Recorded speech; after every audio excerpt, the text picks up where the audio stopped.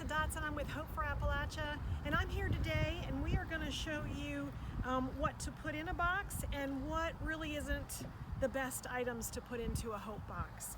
And I know sometimes that's difficult because we get really excited about building a Hope box for these kids in Kentucky, and we want to fill them as full as we possibly can, but we pulled a couple of things. We've been doing some packing here today, and we pulled some things that we just want to share with you that aren't the best fit for Hope boxes. So many times in our boxes we will find these types of items. This is shampoo and body wash, and it's specialty, it's frozen, and of course the little girls love it. But the problem is this is such a big container that it takes up half or more of the box, and so we can't get into the box the things that we need, things like toothpaste, toothbrush, pencils, and socks for the girls, and then a couple little toys.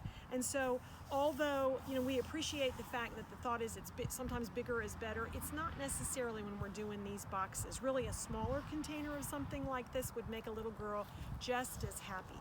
And make sure that if you put a smaller container into the box, that you put a piece of tape over the top, because as we're traveling, many times this will move around a little bit in the box and it'll pop this top open, and then of course everything gets all over the contents of the box.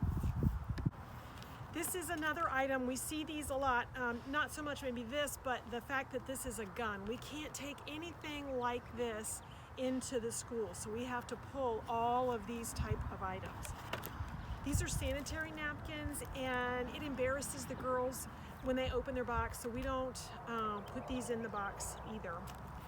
These are some dry erase markers, and of course these are great for the teachers if you want to provide us like a teacher bag or box, but really not so much in the kids because they don't really use these in class. So it's better to put in a regular marker rather than the dry erase marker in their boxes. This is a book, and although the kids love books, and so do we, it's not really the best thing to put in their box. And the reason is because they're segmented by PK to second grade, and this wouldn't really be appropriate, obviously, for a kindergartner. So it's for an older child, or even the 3 to 5 box. You have different ages and different reading levels, and so we don't really put books into the box either. This is little girls' underwear, and again, we take these with us to Kentucky and we give these to the resource officer, but it's a little embarrassing for a little girl to pull these out of her box with all of her friends, and sometimes some of the little boys sitting around in their group. So we don't really recommend you put these in the box either. This is a razor, and we do not take any razors to Kentucky. The schools don't allow us to do that, and so please don't put these in your boxes. This is a Chick-fil-A toy, and so is this. And kids get those when they go through the drive-through at the fast food places, and so we don't put anything like this in the box. These are free with your Happy Meal, and so we would really rather you go to the Dollar Tree or Dollar General and pick up a nice new toy for a child, not something like this. These are from a hotel. So someone has gone and has stayed in a hotel and has picked up all the soaps and the shampoos and has put them in the box. And we really don't put anything like this, these size bottles in the box either. We'd rather have something smaller, something from the Dollar Tree that is specific to the age group that you're building the box for, rather than something like this. This is soap wrapped up in a washcloth. So the deal with this is that if you smell this like that, it has a very loud odor, and what it does is it causes, if there's candy or anything in the box, it causes the candy to smell and taste like soap. So we do not recommend that you put soap in the box. Some people will try to put it in a plastic bag. The odor seeps out of the bag, so we really don't put these in Hope boxes. And I know this is a little bit different from those of you that fill other types of boxes during the year, and I know there's a lot of things that they ask for that are different than ours, but again, we're going to Kentucky, and we want to make sure we get the right things in the boxes for the kids. These are Post-it notes. Kids in elementary school, they don't really use Post-it notes. These are bubbles, and what happens is as this box is going down the road and is kind of bumping along, these tend to open, so we don't put anything like this in the box either.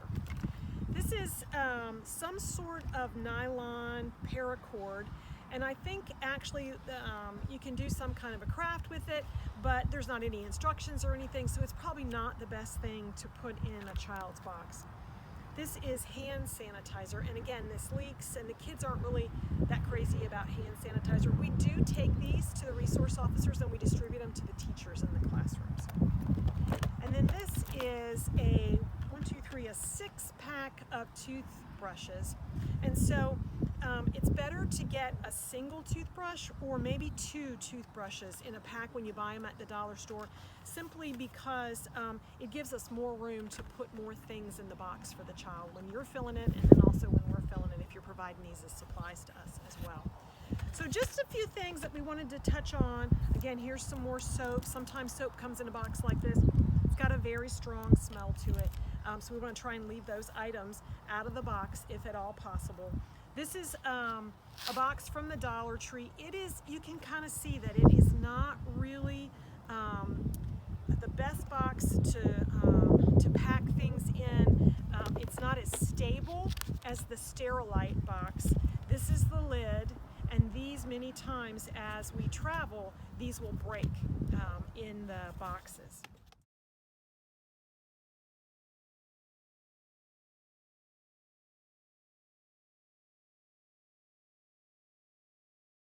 This particular box has been made for a little girl, and it looks to me like it's probably a PK to 2 box. So that's going to be preschool, kindergarten, 1st grade, and 2nd grade.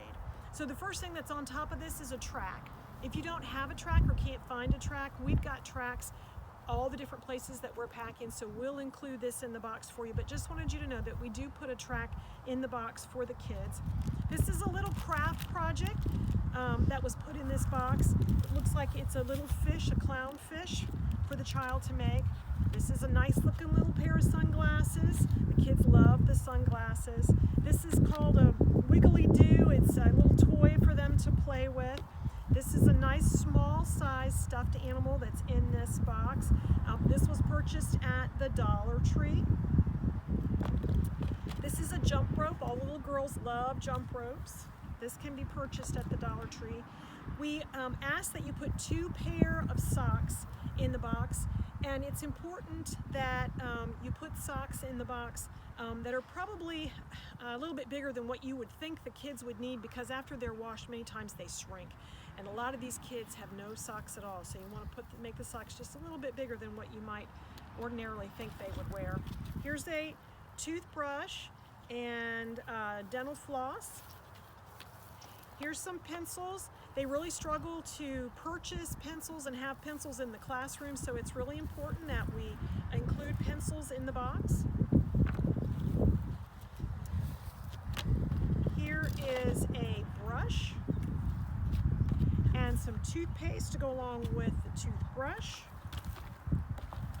Here's some little fancy markers for little girls to draw with and draw pictures. And then here's some hair bands. There's a little bit of Play-Doh that you see here that they've included, and also some hair elastics in the box. And this is a fun little thing for their hair, to pretend like that they have pink hair. So this is a good box.